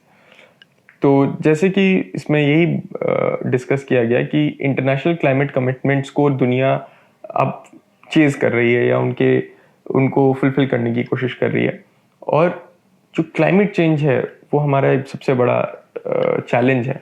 तो हाइड्रोजन की इस कॉन्टेक्स्ट में इम्पोर्टेंस बढ़ती जा रही है, जिससे कि जो एनर्जी गैप्स हैं या जो एनर्जी फ्यूल्स जो धीरे धीरे ख़त्म हो रहे हैं या कम हो रहे हैं, उनके लिए एक स्टैंड अलोन ऑल्टरनेटिव सोर्स के रूप में बन के आए जो कन्वेंशनल फ्यूल्स हैं उनके सामने। इसलिए हाइड्रोजन की इंपॉर्टेंस बढ़ रही है। ये अपने आप में पहली थी हाइड्रोजन राउंड टेबल ये, और ये हाई लेवल मिनिस्ट्रियल सेशन था इसके अंदर as a component of it, and it was followed by 5 panel discussions by eminent policymakers, experts and industry leaders with focus on policy roadmaps and mapping demand and supply of hydrogen। तो again इस news का basic summarisation यही है कि अपने आप में पहली हाइड्रोजन राउंड टेबल करेगी that signifies the amount of importance that hydrogen is gaining also in our country. किसने ऑर्गेनाइज करी, क्या क्या डिस्कशंस हुए और क्या मोटिव्स थे, ये आपको इसमें से डिराइव करना चाहिए। इसके बाद हम नेक्स्ट न्यूज़ पे जो आते हैं वो एक पीस ऑफ जजमेंट है सुप्रीम कोर्ट का, which says that the state obliged to facilitate access to education. So basically right to professional education, though not fundamental right, is not government largesse।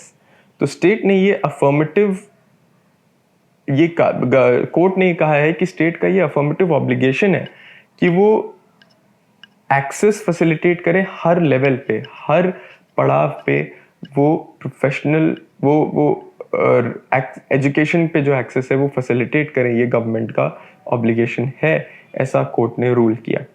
ये obligation court ने ऐसा कहा है कि it assumes far greater importance for students whose access to quality education is hampered on account of caste, class, gender, religion, disability and geographical region, which is why this judgment becomes important because ये बोल रहा है court कि क्यों ये obligation state के अंतर्गत आना या स्टेट का ये दायित्व क्यों इम्पोर्टेंट है।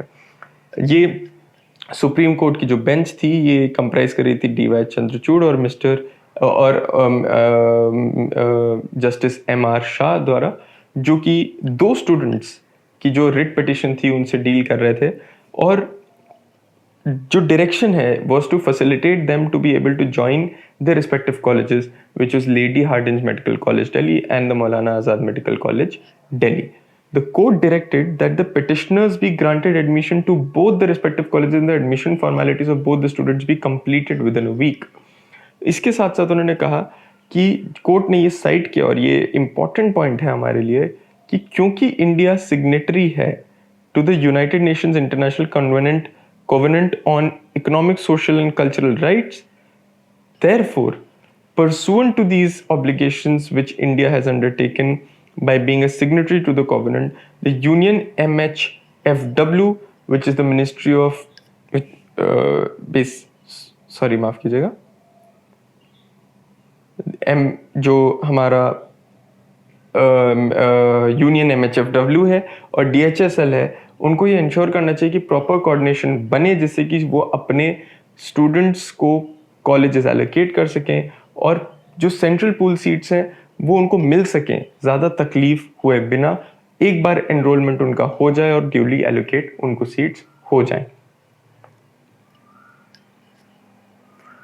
तो दोस्तों इसमें हमें यूनियन MHFW और DHSL के बारे में भी पता होना चाहिए, और ये जजमेंट अपने आप में इम्पोर्टेंस क्यों रखता है ये भी हमें पता होना चाहिए, क्योंकि सेल्फ एक्सप्लेनेटरी है काफ़ी सेंस में। लास्ट पॉइंट जो कोर्ट ने साइट किया वो था कि financial hardship should not prevent the students from getting admission in terms of allocation which has been made in their favor legitimately under the central pool seats। इसी के साथ आगे बढ़ते हैं दोस्तों। जो नेक्स्ट न्यूज़ है वो है NCSC launches online grievance management portal for persons from scheduled castes. तो बेसिकली जो NCSC है वो उसके बारे में भी हम बात करेंगे, लेकिन the government launch the online grievance management portal of national commission for the scheduled castes on the occasion of 130th birth anniversary of Dr. Bhimrao Ambedkar, जिनकी बर्थ एनिवर्सरी 15 अप्रैल है। उस पे ये online grievance management portal launch किया गया, जो कि national commission for scheduled castes का है, जिसको कि हम NCSC बोलते हैं।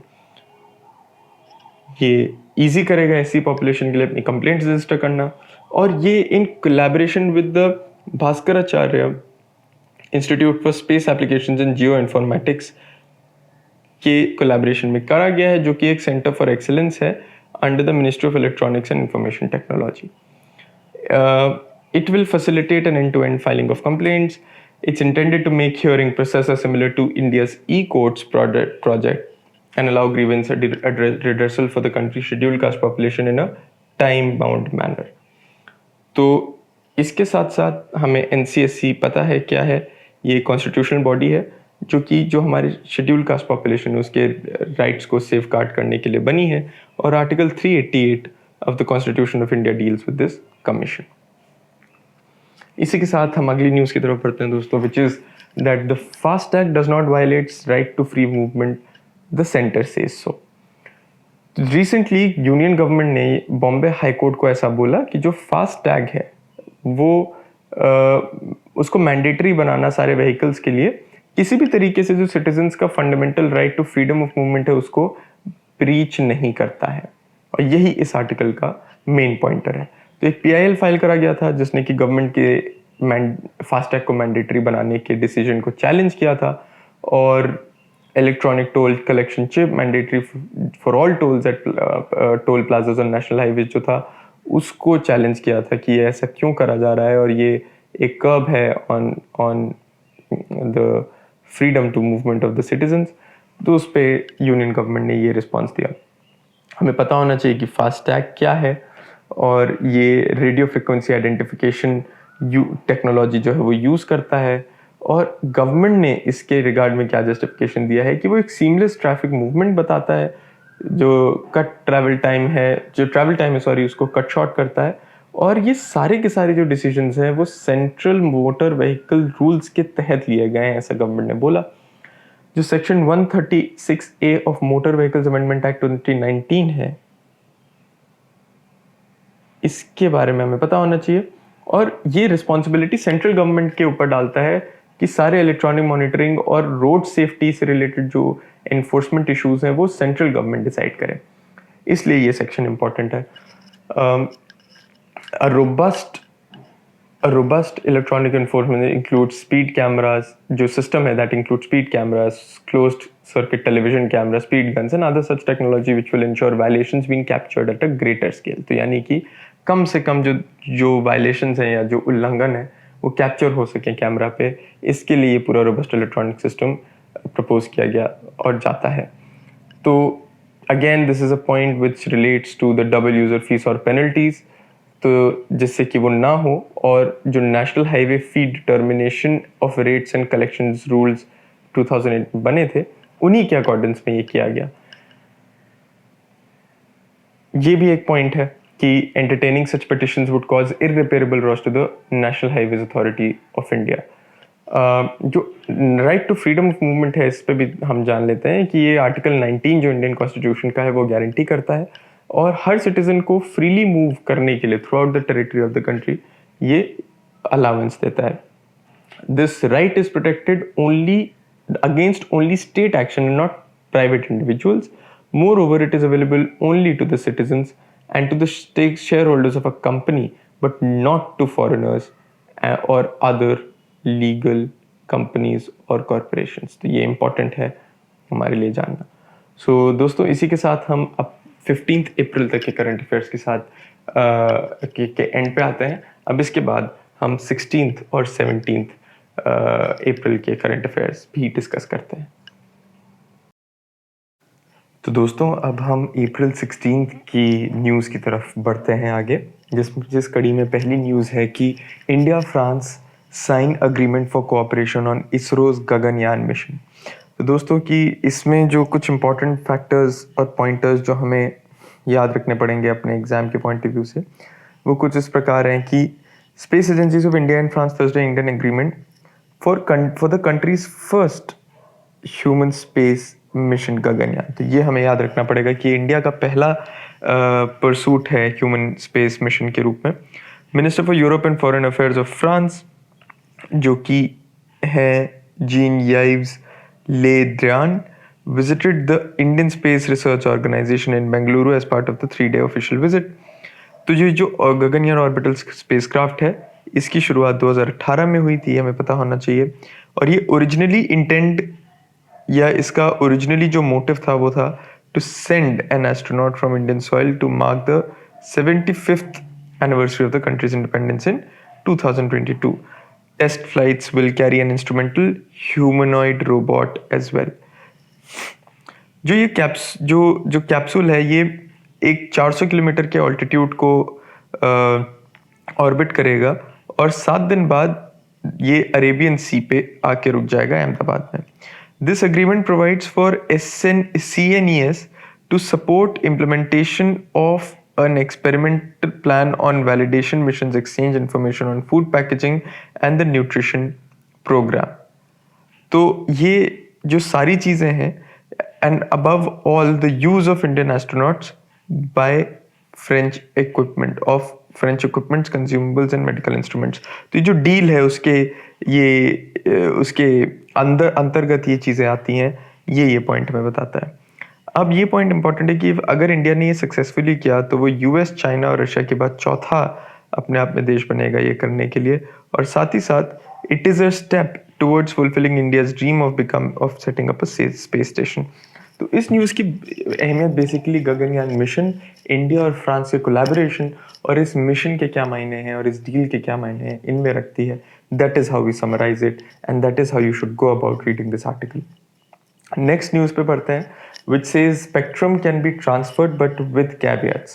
What NCLAT order says. तो ये NCLAT एक ऑर्डर है.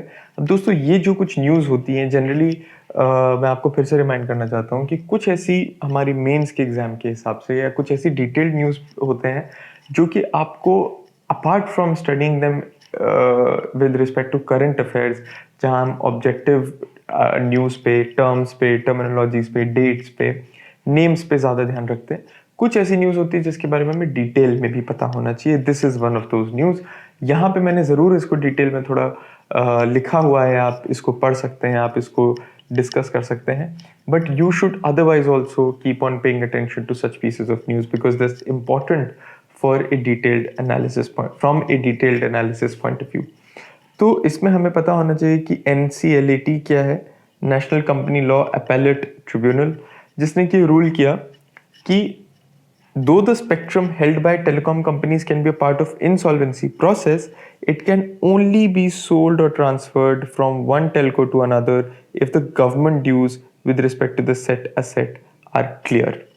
अब ये सुप्रीम कोर्ट का एक सितंबर में ऑर्डर आया था जिसमें कि NCLAT ने को ये डिसाइड करना था मेनली 3 एस्पेक्ट्स पे, कि पहला कि spectrum whether the spectrum could be subjected to proceedings in the court. दूसरा था how would be the payment be made by the telco if there was a spectrum trading. और तीसरा था how would the liability of seller and buyer of the spectrum be decided. ये 3 basic मुद्दे जिस पे supreme court ने कहा था NCLAT को डिसाइड करने के लिए. तो अब हम यही 3 रिस्पॉन्सेज देखते हैं. पहला रिस्पॉन्स जो यहाँ लिखा हुआ है कि NCLAT ने जो कहा कि स्पेक्ट्रम एक इंटेंजिबल एसेट तो है टेलीकॉम कंपनी का और जो वो इंसॉल्वेंसी को सब्जेक्ट किया जा सकता है, लिक्विडेशन प्रोसीडिंग्स लगाई जा सकती हैं, but same could be done only if the buyer or the seller of the spectrum had cleared all the dues of the Department of Telecommunications. तो ये पहला रिस्पेक्ट था। इस पे एक्सपर्ट्स का एक कमेंट है जो हमें सेकंड उसमें जानना चाहिए, आपको डिटेल में इसके बारे में अंडरस्टैंडिंग होनी चाहिए कि ये प्रॉब्लम क्रिएट करेगा इंसॉल्वेंसी प्रोसेस के लिए of the 3 telcos that are undergoing insolvency, जिसमें कि रिलायंस आता है, वीडियोकॉन आता है और एयरसेल आता है। और उन्होंने क्यों कहा ऐसा होगा? क्योंकि DoT is now likely to ask the bidders for these companies to first clear its dues, जैसा कि अभी हमने डिस्कस किया, in entirety before proceeding to the resolution plan. तो ये इंपॉर्टेंट पॉइंट है इन 3 कंपनीज इन्वॉल्व इनके रिलेशन में कि इनको इंसॉल्वेंसी प्रोसेस में क्या दिक्कत हो सकती है।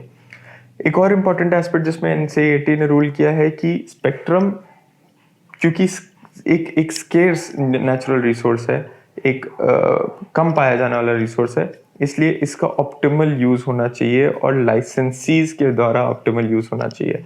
तो देयरफॉर उन्होंने ये बोला है कि स्पेक्ट्रम ऐसे किसी भी टेलको या लाइसेंस के लिए नहीं अवेलेबल कराया जाना चाहिए अगर उनके ड्यूज क्लियर नहीं है।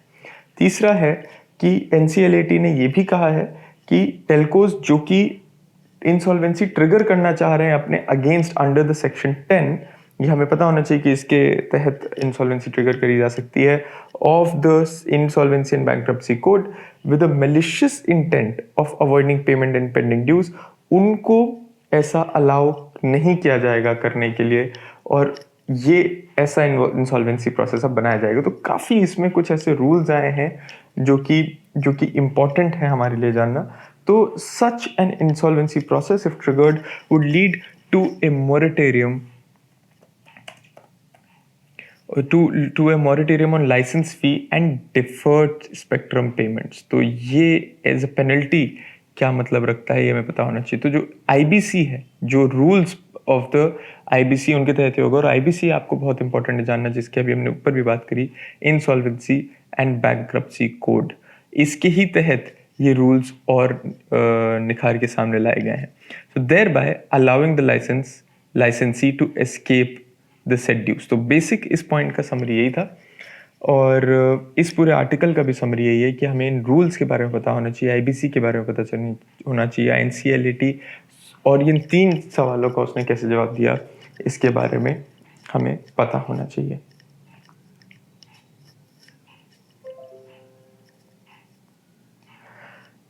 इसके बाद दोस्तों हम आगे बढ़ते हैं ये एक अलग न्यूज़ की तरफ, जो कि थोड़ा पिछली जो न्यूज़ हमने पढ़ी उससे थोड़ी अलग होगी।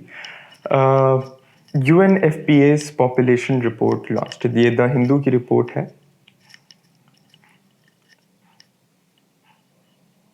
तो इसमें हम जब आगे बढ़ते हैं तो जो ये यहाँ पे UNFPA है, हमें ये पता होना चाहिए क्या होता है। तो ये है United Nations population funds flagship state of the world population report 2021, जिसका टाइटल था माई बॉडी माई ओन। इसको लॉन्च किया गया। ये अपने आप में एक इम्पॉर्टेंट फैक्टोरियल है जो हमें पता होना चाहिए। इसके बाद आगे बढ़ते हैं दोस्तों कि this is the first time जब यूनाइटेड नेशंस ने ऐसी कोई रिपोर्ट बनाई है, और वो प्योरली बॉडीली ऑटोनॉमी पे फोकस करी गई है, defined as the power and agency to make choices about your body without fear of violence or having someone else decide for you। ये important है हमारे लिए जानना, क्योंकि ये first time जब ऐसा हुआ है। The principle of bodily integrity sums up the right of each human being, including children, to autonomy and self-determination over their own body। ये definitional term में हम bodily integrity की बात कर रहे हैं और bodily autonomy की बात कर रहे हैं, और इसलिए ये आपको पता होना चाहिए by heart। इसके एम्बिट में पीपल विद डिसेबिलिटीज़ भी आते हैं, जिनके राइट्स टू सेल्फ डिटर्मिनेशन छीने गए हैं, to be able to make them free from violence and enjoy a safe and satisfying sexual life. इसके कुछ एग्जांपल्स भी हैं, और ये एग्जांपल्स आपको बहुत मदद करेंगे समझने में। Child marriage, female genital mutation, lack of contraceptive choices, unwanted sex exchange for home and food, when people with diverse sexual orientations, gender identities cannot walk down a street, क्योंकि ह्यूमिलिएशन, असॉल्ट, डिस्क्रिमिनेशन का डर होता है। और इसीलिए इसी की कड़ी में हम देखते हैं कि nearly half the women from 57 developing countries do not have the right to make decisions about their bodies. इसी तरीके से ओवर 75% इसीलिए ये ऐसी खबर है जिसके हर पॉइंट पे आपकी एक नज़र पैनी होनी चाहिए और आपको पता होना चाहिए कि ये डिटेल के क्या मायने हैं। 75% कंट्रीज ही लीगली इंश्योर कर पाती हैं full access to contraception. India में भी जो हमारी नेशनल फैमिली हेल्थ सर्वे है उसने बताया है कि 12% of the currently married women independently make decisions about their own healthcare, सिर्फ 12%। फिर 63% decide in consultation with their spouse और बाकी 23% के लिए उनका जो स्पाउस है वही मेनली डिसीजंस लेता है हेल्थ केयर के। तो जो UNFPA है हम उसकी अब बात करते हैं। वो एक UN जनरल असेंबली का सब्सिडरी ऑर्गन है और works as a sexual and reproductive health agency. 8% of the currently married women 15 से 49 के बीच में वो जो decisions लेती हैं on the use of contraception वो independently लेती हैं, 83% consultation में लेती हैं और 47% ऐसी हैं जिनको की साइड इफेक्ट्स के बारे में बताया गया था और उन्होंने उसके बाद उसको लिया। मतलब कि बाकी 53% were not aware about the side effects and its implications. इसी के साथ 54% were provided information about other contraceptives. और ये जो UN इकोसॉक जिसको हम बोलते हैं, इकोनॉमिक एंड सोशल काउंसिल, वो इस्टेब्लिश करता है इसका मैंडेट यानी आपका UNFPA का। इसका जो ट्रस्ट फंड है वो 1967 में बना और 1969 में ऑपरेशन शुरू हुए और 87 में इसको ऑफिशियली रीनेम किया गया यूनाइटेड नेशंस पॉपुलेशन फंड। लेकिन ओरिजिनल एब्रिविएशन जो है UNFPA उसका मतलब है United Nations population fund for population activities, ये एंड में बना। तो ये ऐसी जो खबरें होती हैं दोस्तों, इस पर सबसे इंपॉर्टेंट चीज़ क्या है कि ये क्योंकि एक रिपोर्ट है जो हम साझा कर रहे हैं, तो इस रिपोर्ट की थीम, इसका मेन फोकस, इसके पॉइंटर्स और इसकी जो इम्पोर्टेंट रिसर्च ऑब्जर्वेशंस हैं और खोजें हैं वो हमें पता होनी चाहिए। और इसी वजह से इसको समराइज़ भी करना अपने आप में थोड़ा डिफ़िकल्ट होता है। इसको समराइज़ करने के बजाय आपको इन जो डिफरेंट ऑब्जर्वेशंस उनके बारे में याद होना चाहिए, उनके बारे में पता होना चाहिए और उस रिस्पेक्ट में आपको और जो एनालिसिस चाहिए वो पता होनी चाहिए। तो जो हमने यहाँ पे women and contraceptives and along with that the choices and the bodily decisions that they take and the autonomy that they have, उससे related हमने यहाँ पे अभी डिस्कशन किया। इसी में जल्दी से भाई ये भी देख लेते हैं कि जो UNFPA है वो काम क्या करता है। तो basically it works to tackle sustainable development goals on health, education and gender equality. और इसको UN का बजट सपोर्ट नहीं करता है, ये भी पता होना चाहिए। इंस्टेड इसका पूरा सपोर्ट वॉलंटरी कंट्रीब्यूशन से आता है donor governments, inter governmental organizations और private sector foundations and individuals द्वारा। इसके बाद दोस्तों हम आगे बढ़ते हैं। जो next report, again it's a report in the form of a news, which is government report, is that shortfall of 76.1% specialist doctors in CHCs in rural areas. Considered the backbone of India's rural healthcare system, CHCs are 30-bed hospitals, each covering 4 primary health centers with specialized services. So again, it's a very similar kind of a news report which we discussed above. So we'll discuss the objective points related to that. तो 76.1% shortfall है और community health centres की यहाँ पे बात हो रही है, ये पता होना चाहिए रूरल एरियाज़ में। और ये डेटा यूनियन हेल्थ मिनिस्ट्री का ऑफिशियल डेटा है, बैक्ड अप डेटा है। इसको बैकबोन समझा जाता है रूरल हेल्थ केयर सिस्टम का।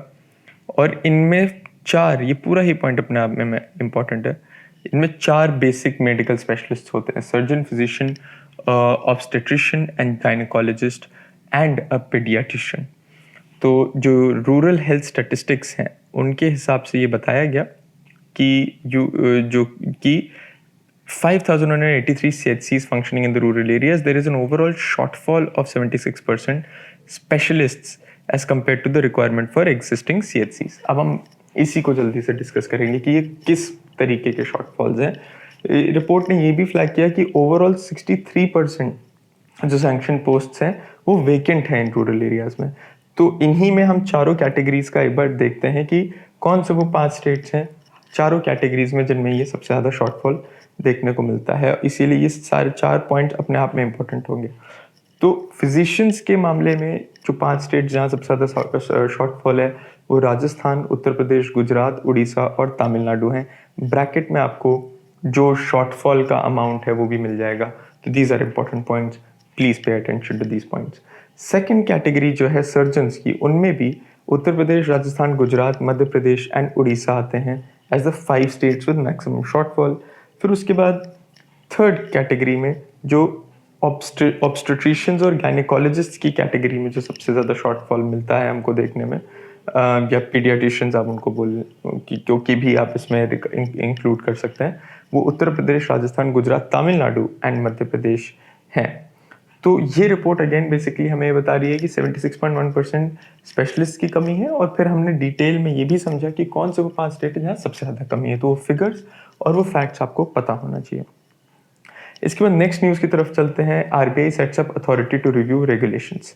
Now what is the RBI, we all know, and ये जो रेगुलेशन रिव्यू अथॉरिटी 2.0 है ये सेटअप करी गई है आरबीआई द्वारा। इसका मोटिव और ऑब्जेक्टिव सिंपल है, again to simplify norms.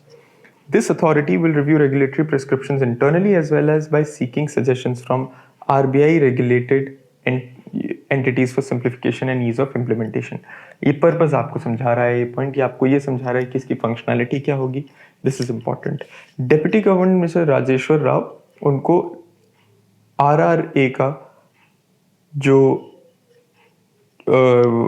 Head है वो अपॉइंट किया गया है, और ये अथॉरिटी 1 साल के लिए वैलिड रहेगी from May 1st this year. RBI ने ऐसी सिमिलर अथॉरिटी 1999 में भी सेट की थी, और जो रिकमेंडेशंस हैं, जैसे कि आरबीआई ने कहा है कि जो रिकमेंडेशंस हैं उन्होंने उनको enable किया in order to streamline and increase the effectiveness of several procedures, paving the way for issuance of master circular and reducing reporting burden on regulated entities. तो ये अपने आप में this is an important observation that the RBI has given to us. बहुत ही basic सी news है। It's about setting up of A regulations review authority, and वो उसके गवर्नर कौन सेट किए गए, उसके मायने क्या थे और उसका पर्पस क्या था। इसके बाद अगली न्यूज़ की तरफ दोस्तों बढ़ते हैं, जिसका हेडलाइन है कि eat smart cities challenge in transport for all challenge launched. Basically, this is an e-smart cities challenge to create an environment of right food practices and habits. इसमें 11 शहर सेलेक्ट होंगे, और ये हमारी ministry of housing and urban affairs ने launch किया। और challenges जो हैं इसमें वो एम्ड है at creating an environment of right food practices to make public transport safe, affordable, comfortable and reliable. This Eat Smart Cities Challenge is envisioned as a competition among cities, यानी कि शहरों के बीच में प्रतिस्पर्धा होगी to recognize their efforts in adopting and scaling up various initiatives set up by Eat Right India. तो जैसे कि ऊपर जो हमने मार्कर्स बताए कि ये मार्कर्स बेहद इंपॉर्टेंट होंगे for us to be able to understand and for us to be able to highlight in front of the general public कि right food practices, right traffic practices, transport practices हों, उनसे related competitions करवाए जाएंगे with N M कि ये awareness बढ़े। The challenge is open to all the cities, capital cities, smart cities and cities with a population of more than 5 lakhs, तो they can take part accordingly. देखिए यही point, अब उसके बाद अगला पॉइंट ये बोलते हैं कि aims to motivate smart cities to develop plans that support a healthy, safe and sustainable food environment, और जो कि सपोर्ट किया जाए इंस्टीट्यूशनल, फिजिकल, सोशल और इकोनॉमिक इंफ्रास्ट्रक्चर द्वारा भी। So this is the main aim and the main challenge also that this particular scheme has. और इस challenge का potential है to create social and behavioral changes towards food safety, hygiene and nutrition. इसके बाद हम next news की तरफ बढ़ते हैं दोस्तों, which is a very basic piece of news, which is that Dr. Harshvardhan announces launch of आधार क्रांति। आधार क्रांति एक पब्लिक मूवमेंट की तरह लॉन्च किया गया है on the first day of माँ Annapurna Chaitra Navratri. Aadhaar Kranti is a mission dedicated to spreading awareness about nutrition, and the new initiative will be a model for the world to follow, ऐसा उन्होंने कहा है।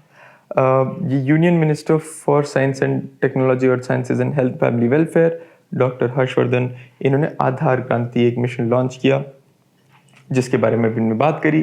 जो येलो में हाईलाइट किया है, that is a basic definition for this mission. ये focus करेगा हंगर के प्रॉब्लम पे और डिजीजेज जो कि बहुत अबंडेंस में दुनिया में फैली है उन पे। The initiative will shine light on the richness and value of traditional diet और ये सब चीज़ें। तो again it's a basic point, not a very important one in terms of highlighting it's purpose and it's value. तो इसमें जो organisations involve हैं, ये अपने आप में इंपॉर्टेंट पॉइंट है दोस्तों।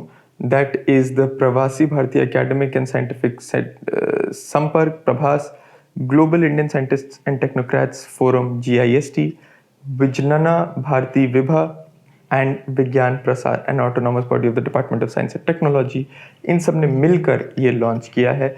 और अगला पॉइंट भी इंपॉर्टेंट है from a general knowledge point of view, is that इसका मिशन जो है या जो मोटो जो है मिशन का, वो है उत्तम आहार उत्तम विचार, which is good diet good cognition. अगला जो हमारा न्यूज़ है, it's a very similar kind of news as like Aadhaar Kranti वाली न्यूज़ की तरह ही, विच इज़ कि एक community mental health digital platform Manas launch किया गया है प्रिंसिपल साइंटिफिक एडवाइज़र द्वारा। जो कि इसमें हमें मानस क्या है पता होना चाहिए, इसका पर्पस क्या है पता होना चाहिए, और इसको एक नेशनल प्रोग्राम की तरह PMSTIAC यानी prime minister science technology and innovation advisory council ने इंडोर्स किया था एज ए नेशनल प्रोग्राम।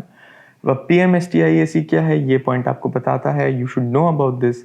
और ये इम्पॉर्टेंट है in developing a futuristic road map, and it advises the Prime Minister with regards to specific science and technological domains, comprehend challenges in hand, formulate specific interventions। और ये इस मामले में एक crucial council है। ये अगेन एक comprehensive scalable national digital wellbeing platform है, जिसके बारे में भी हमने बात करी।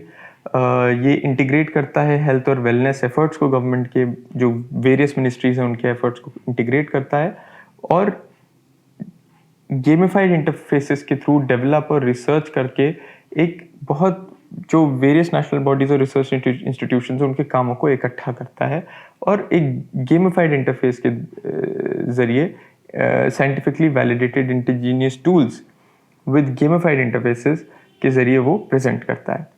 Now it is based, this is an important point to understand what its purpose is. It is based on life skills and core physiological processes with universal accessibility, delivering age appropriate methods and promoting positive attitude focused on wellness। ये सारे जो points हैं दोस्तों, these are for detailed understanding of this particular app and what particularly means। But from a general knowledge point of view, national institute of mental health and neuro sciences NIMHANS के बारे में पता होना चाहिए। बैंगलोर में जो है arm forces medical college, Pune centre for development of advance computing Bengaluru, ये सारे इसमें इन्वॉल्व थे, ये हमें पता होना चाहिए। और ये इसका मेन एम है प्रमोट करना positive mental health in the age group of 15 to 35 years। Important then to build a happier and healthier community, to empower it to nurture its innate potential for building a स्वस्थ and आत्मनिर्भर भारत। तो इसका मोटो है उत्तम मन सक्षम जन। तो इट बेसिकली बहुत ही आसान भाषा में समझ में आता है कि इस ऐप के मायने क्या है, मतलब क्या है, कुछ डिटेल्स हैं with regards to its functionality जिन पे आपको थोड़ा और ध्यान देना चाहिए और आपको पता होना चाहिए। इसी के साथ दोस्तों हम April 17 यानी हमारे इस पिछले बीते हफ्ता के लास्ट डे ऑफ डिस्कशन की तरफ बढ़ते हैं। इस दिन में हमारी पहली न्यूज़ है, centre eases guidelines for OCI card holders. Now what is OCI? OCI is overseas citizens of India. पहले इनको क्या करना पड़ता था और अब क्या नहीं करना पड़ेगा, क्या उनके लिए आसान हुआ है, वो डिस्कस करते हैं। So it basically says that they will not be required to register for a fresh OCI card every year और every time a new passport is issued in their name. ऐसा इस पर्टिकुलर प्रोविजन ने करा है, मतलब उनको हर बार पहले passport जब नया इशू करना होता था तो उन्हें एक OCI कार्ड नया बनाना पड़ता था, अब नहीं बनाना पड़ेगा। होम मिनिस्ट्री ने ऐसा कहा है कि अभी OCI कार्ड हर बार नया इशू करने की जरूरत पड़ती है up to 20 years of age and once after completing 50 in view of biological changes in the face of the applicant।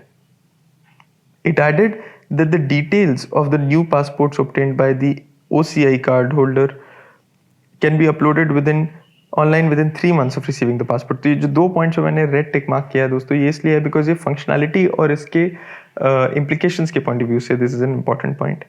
The ministry added that the foreign spouses registered at OCIs will be required to upload a copy of the new passport and also latest photo with the declaration of their marriage, that the marriage is still subsisting each time a new passport is issued. और इन documents को 3 महीने के अंदर upload करना पड़ेगा। तो again it's about new provisions that have made it easier for people to get passports issued. So that was the whole summarized understanding of that particular article. Next article की तरफ हम बढ़ते हैं, next news article की तरफ, which is IMD predicts third straight year of normal monsoons. Now the monsoons will be normal this year. ये Indian Meteorological Department ने बोला है in its first stage long range forecast. एक long range forecast होती है और एक LPA होती है, यानी कि लॉन्ग पीरियड एवरेज। ये दोनों चीज़ों के बारे में पता चलना चाहिए। और अगर ये फोरकास्ट एक्यूरेट है तो ये थर्ड कंसेक्यूटिव ईयर होगा नॉर्मल मानसून्स का हमारे देश में। जो 4 मंथ साउथ वेस्ट मानसून होता है वो 70% के लगभग एनुअल रेनफॉल लाता है। और IMD जो है वो अपना LRF यानी कि लॉन्ग रेंज फोरकास्ट हर 2 बार साल में निकालती है, in April and in June. Important points to understand. जो LPA है for the southwest monsoon was calculated over the 50-year period from 1961 to 2010 as 880 millimeters of rain. Again, very basic informational stuff. We have to understand the 2 terms that we talked about and IMD के बारे में पता होना चाहिए and how and what this forecast means and implies. The last piece of news, friends, in this regard is the UK nod for extradition of PM Nirav Modi in the PNB case. जैसे कि हम जानते हैं नीरव मोदी जो Punjab national bank का case था वो बहुत टाइम से वो यूके में थे और उनका एक्सट्रेडिशन की बातें हो रही थी लेकिन हो नहीं पा रहा था। लेकिन रिसेंटली यूके की जो होम डिपार्टमेंट है उन्होंने अप्रूव कर दिया है उनका एक्सट्रेडिशन। इम्पॉर्टेंट करंट अफेयर है जानने के पॉइंट ऑफ व्यू से। ये डायमंड मर्चेंट थे जिन्होंने की 13,758 करोड़ का पंजाब नेशनल बैंक का फ्रॉड किया था। Points you guys must have already known, but no harm in revising. Now, extradition क्या है as a process? ये पूरा point important है.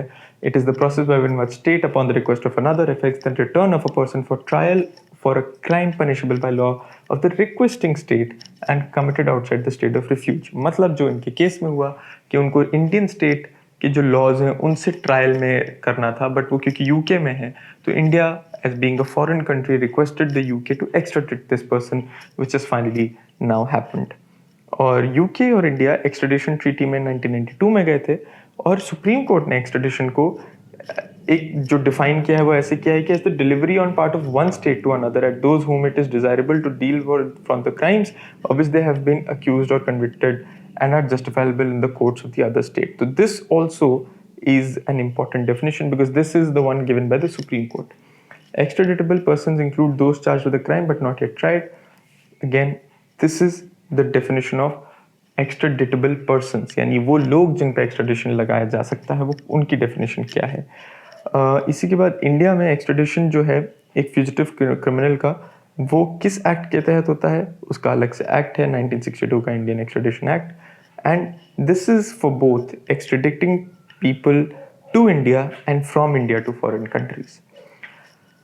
So friends, this news particular was very very contemporary, very very fresh in our minds, and इस news का purpose basically था extradition laws discuss करना, extradition की definitions discuss करना और उस पर Supreme Court का take discuss करना. इसी के साथ friends we come to an end of discussing the current affairs for this particular week. We are new, we are trying our best to establish much better means and ways of interacting with our students and coming up with more and more detailed analysis of current affairs, news and classes so as to we can give you the best ecosystem and environment possible here at Prospect. Please stay tuned. If you like this, please like, comment, share and subscribe to our channel. If there's anything that you want more from us, please let us know. Until next time, thank you.